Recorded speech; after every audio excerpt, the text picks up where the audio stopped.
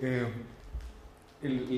parte de lo que es el problema de la biodiversidad, desde la perspectiva de lo humano como parte, poniendo énfasis en lo humano como parte de la biodiversidad, y lo que esto, uno de los grandes desafíos que esto implica, que justamente es el de poder cerrar este abismo que existe entre lo que es el hombre o la concepción del hombre y la concepción de la naturaleza, que eventualmente, como les voy a tratar de enfatizar durante la charla, parte del problema es que no reconocemos esta unidad fundamental entre ambas cosas. Y lo que voy a hacer es darle un poco de contexto para entender este gap entre lo humano y lo natural.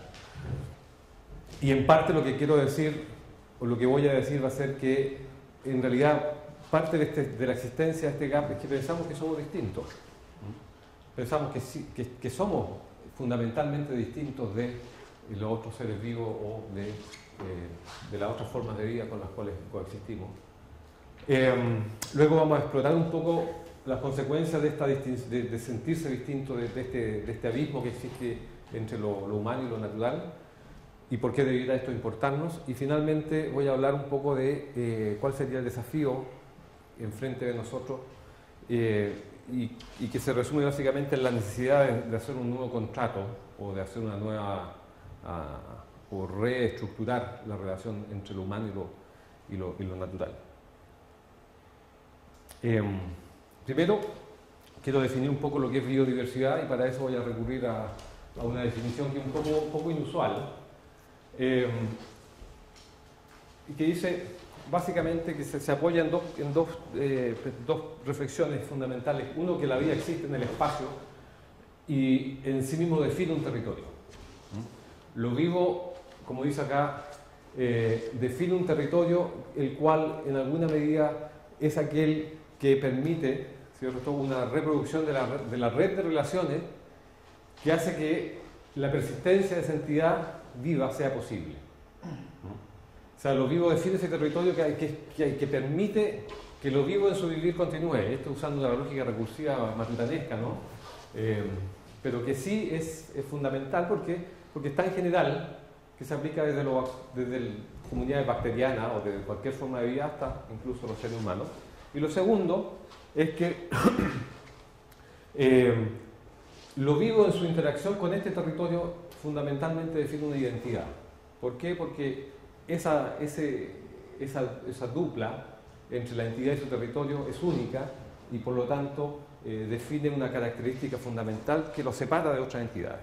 Cuando eventualmente comparamos o tomamos el ensamble de estas diferentes entidades definidas usando estas dos reflexiones anteriores, lo que tenemos es lo que llamamos biodiversidad. Es decir, biodiversidad en última instancia resulta de la interacción entre lo vivo, que define un territorio, y en definir un territorio se define también como algo distinto y único. En última instancia, esto va un poco más allá, este tipo de definiciones va un poco más allá de la lógica tradicional, donde vemos, o donde se enfatiza, ¿cierto?, el concepto de selección natural. ¿Y por qué les digo esto? Porque en el concepto tradicional, lo vivo o el organismo en última instancia estaría determinado por su territorio, por su ambiente. Pero la lógica, o sea, lo que sabemos actualmente es que esto no es tan así, sino que existe una lógica recursiva bidireccional que hace o que enfatiza que exista una unidad fundamental entre lo vivo y su territorio, ¿no?, en términos de que se codefinen, ¿ya? ¿Y cómo se codefinen? Por un lado, el ambiente afecta al organismo vivo a través de lo que sabemos que es la selección natural, pero a su vez el organismo modifica su ambiente, y al modificarlo genera presiones o cambia el ambiente, que a su vez va a generar presiones selectivas contra sí mismo. Es decir, lo que el organismo es, en última instancia, es el resultado de su propio actuar mediado por su territorio. Entonces aquí hay una lógica recursiva, que es lo que se denomina actualmente este efecto, ¿cierto?, en última instancia, pone énfasis en lo que se llama actualmente la construcción del nicho, que el organismo construye su propio nicho, modifica el ambiente, el cual a su vez lo modifica a él. En este sentido, ustedes ven que es imposible que el organismo esté desacoplado de su contexto, de su territorio o de su contexto natural. Por lo tanto, la separación entre lo humano y lo natural, entre el hombre y la naturaleza, pierde cualquier tipo de sentido. Y como les decía, el ensamble de las entidades que así se codeterminan es o definen lo que llamamos biodiversidad. Un ejemplo que me gusta mucho a mí es un ejemplo de un grupo en Harvard liderado por Roberto Colter, que en la década de los 80 esta gente, estos científicos, se abocaron al estudio de lo que era las condiciones de estrés como una fuerza evolutiva en colonias bacterianas. Y lo que hacen es distinto a lo que se hacía tradicionalmente con los cultivos bacterianos. Tradicionalmente uno coloca un cultivo, crece y llega a lo que se llama una zona que es de... Bueno, hay una fase lag, una fase exponencial, y luego llega como a una zona de crecimiento, o una zona que se llama estacionaria, ¿cierto? Crecimiento estacionario, y que eventualmente, tradicionalmente siempre se mantienen los cultivos acá y le van agregando medio de cultivo y van sacando alícuotas, ¿cierto? Y haciendo lo que se denomina una secuencia de especies, pero en fase estacionaria. Y todo lo que se sabe, eventualmente, todo lo que se sabía sobre la fenomenología de estas especies se hacía en fase estacionaria. Pero esta persona dice, bueno, lo más común, lo que más sucede en la naturaleza es que estas especies de bacterias estén en condiciones de estrés con falta de alimento. Entonces veamos qué es lo que sucede realmente, cómo se comportan en estas situaciones. Y lo que ellos hacen nada más que inoculan un matraz que tiene medio cultivo, lo inoculan con una cepa isogénica, o sea, todos los individuos tienen la misma constitución genética, y lo dejan crecer, ¿cierto? Y no le agregan nada más.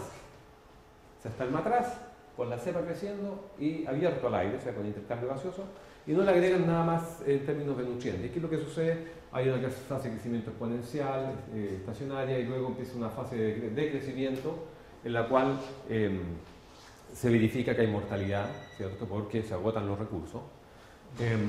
Pero eventualmente, y ustedes vean ahora el eje temporal acá del crecimiento, este cultivo continúa sin agregarle nutrientes por días, y aquí se corta la escala, y por meses. E incluso después de 60 meses, el cultivo sigue viable.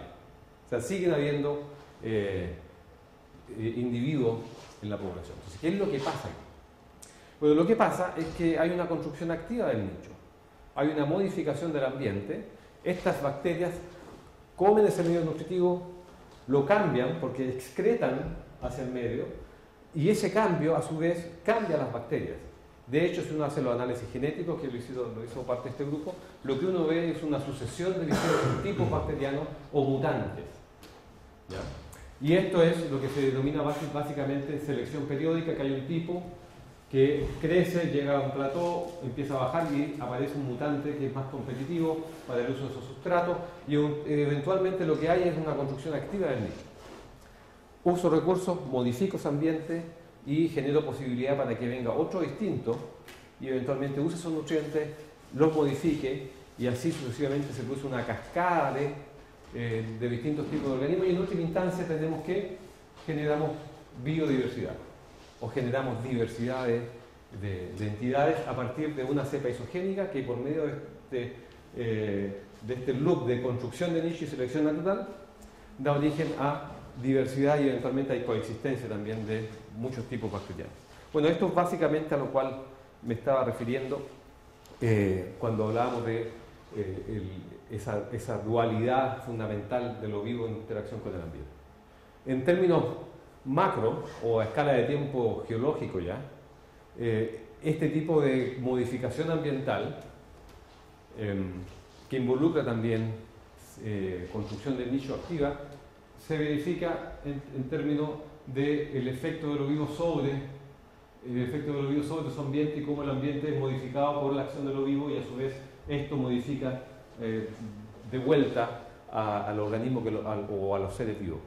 Básicamente, en esta escala ustedes ven que empiezan los primeros organismos que generan o cambian una atmósfera o dan origen a una atmósfera rica en metano, la cual, cuando se aparece la fotosíntesis oxigénica, hay lo que se conoce como un gran periodo de oxigenación que eventualmente afecta de vuelta a lo vivo, y así sucesivamente cambia la composición del ambiente y cambia también en manera relativamente acoplada lo que es el contexto o la diversidad y las características de los seres vivos.